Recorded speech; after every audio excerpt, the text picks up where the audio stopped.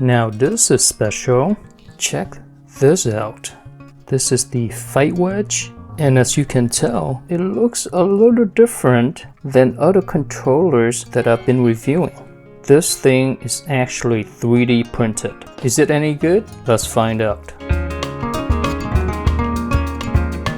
It comes with the controller itself and a USB cable, USB-A to USB-C. It's about 4 feet long. The controller itself has got 6 buttons, 4 shoulder buttons, and a joystick.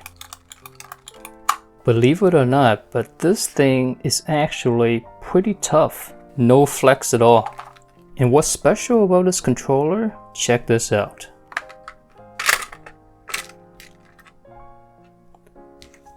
Would you look at this? The inside of the controller. Everything here are keyboard switches. Look at this.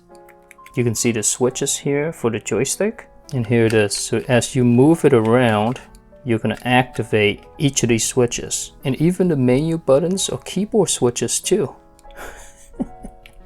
Insane. And you can see all of these buttons eventually gets connected to these things right here and the chip. Crazy interesting, right? So initially I was shipped with this faceplate right here. As you can tell, this is circular, right? When I first tested this controller out, diagonals were a huge problem. It just wasn't accurate at all. Then about a week later, I got this new faceplate. The cutout or the gate is actually squared off now as opposed to it being circular. And just the simple fact of having a square gate really solves the diagonal problem. Now when you move the joystick to each of these corners, it activates 2 of these buttons a lot more accurately. I'm going to screw this back on and let's get in the game so that I can show you what I mean. If you're planning to purchase this guy, the square gate is what you're going to get moving forward.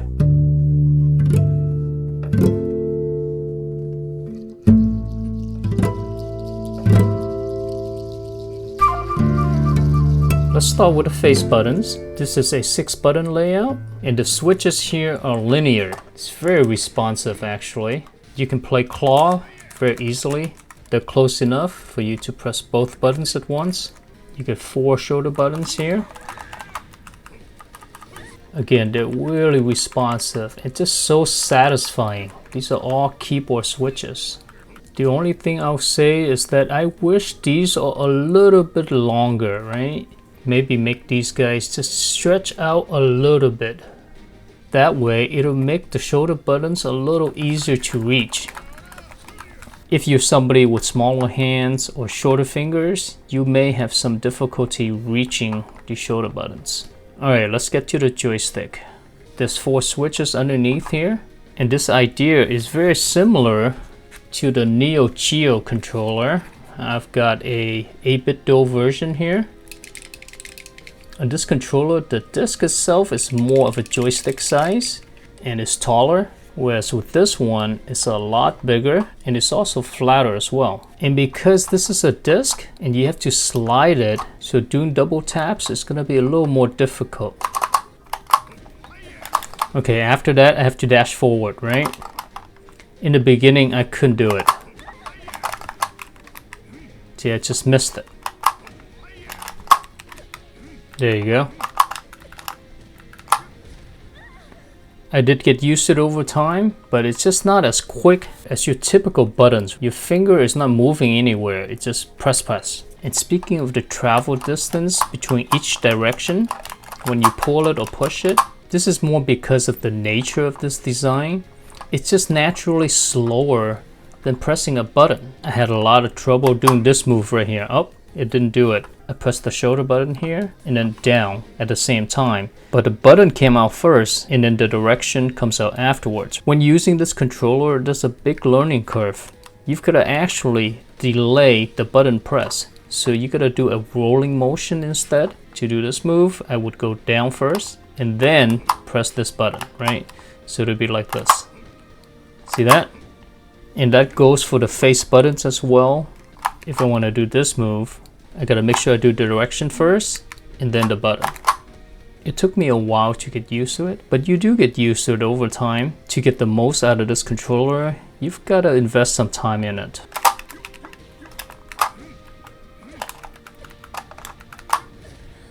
Another thing that I had to learn is when you are switching the directions during a combo, it's better just to buffer it and then hold the direction, then press the different buttons that you gotta do. So for example,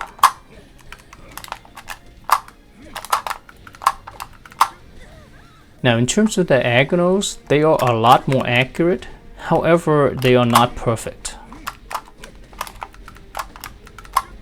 In order for you to activate each of these diagonals, you've got to really hit the corner, right? So that it'll activate both of the switches. My down button is activated first before the other switch activates, and then the diagonal becomes active. So you really need to get it into the corner before pressing the button. If you do it at the same time, like right here, you're gonna just activate either down or forward before the diagonal gets activated.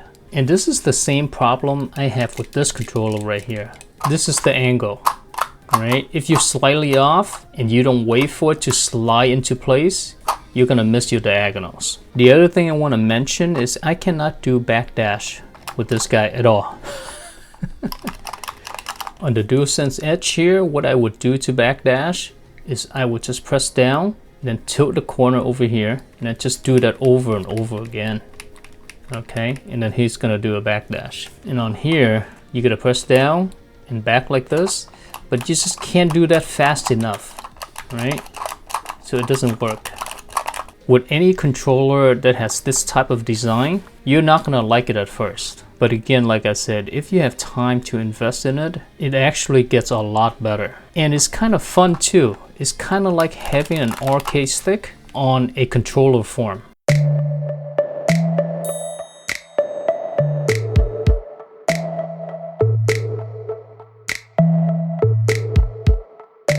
For cardinal directions, after you get used to it, the stick is pretty good. And motion inputs on here could have been flawless. And check this out, I've never seen this before. You see the disc is loose, right? So it's rotatable. What that means is when you do a circular motion, this disc does not move at all, right? Look at that.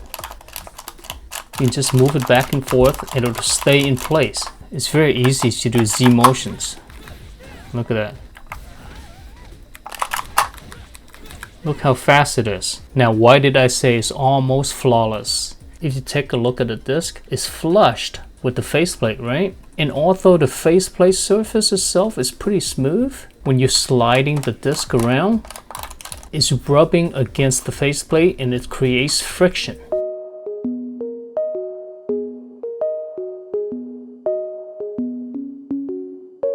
What I recommend, if possible, if this thing is raised up a little bit, that way you can slide it back and forth a lot easier. Right now I have trouble doing this combo here. Right, sometimes I can get it done, but sometimes I can't. When you're trying to do different motions in successions, make sure that you hit all of the edges. So for example, after the jump, make sure you hit all of the edges. If you don't, you're gonna miss it. You gotta be pretty heavy-handed with this joystick. As I mentioned earlier, because the joystick here is slower than the buttons, make sure you complete the motion first before you press one of the buttons. If you do it early, it just won't come out. Like that, like a little bit of a pause right after you complete the motion and then press the button. This controller is pretty pick up and play. However, if you want to do adjustments on it, you can totally do that. You just go to this website right here, and I'm gonna hold these buttons for 5 seconds, then click on this IP address. If you did it right, you're gonna see this. Under settings, you're gonna see multiple input methods. If you click on the PS5, and I've tried this, it actually works on the PS5. However, it times out every 8 minutes. What that means is after 8 minutes, this thing just turns off. Even after I switch it to this thing and save it, it still times out. I would have loved to be able to play this guy on the PS5.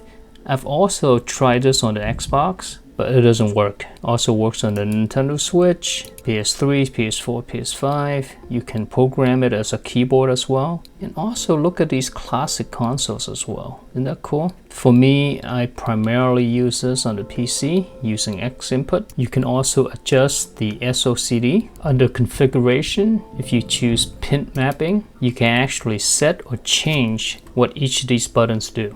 There's also a macros function here. I tried to play around with it, but it doesn't work for me. So maybe I'm doing something wrong here. And this thing is actually an open source firmware. What's special about this controller is this guy has an idea and then he went out there and did it. All the tools are out there for you to make your own controller now. It's all available to you. It's just super cool to see a regular fighting game player like you and I went out there and then just made his own controller. And if you want to support him, just go to his Etsy page here. Banana Fiction is the shop name. You can read the backstory here. It's very interesting. Pretty much he reached out to 8BitDo to create the M30 with micro switches. They didn't respond back, so he did it himself. Isn't that cool or what?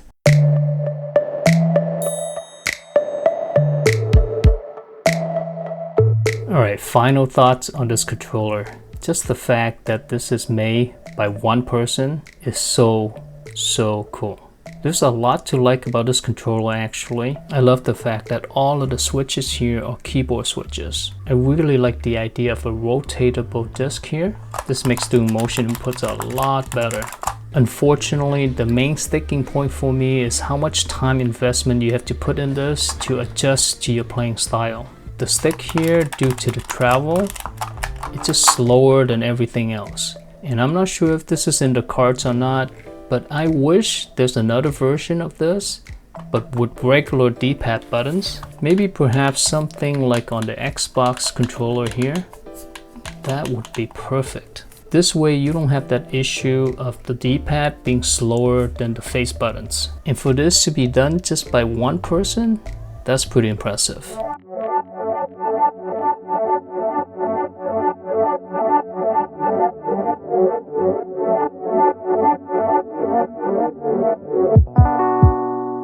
Alrighty, that's gonna be it for me. Hopefully you found it to be helpful. If you did, give it a like, subscribe for more, and take care now.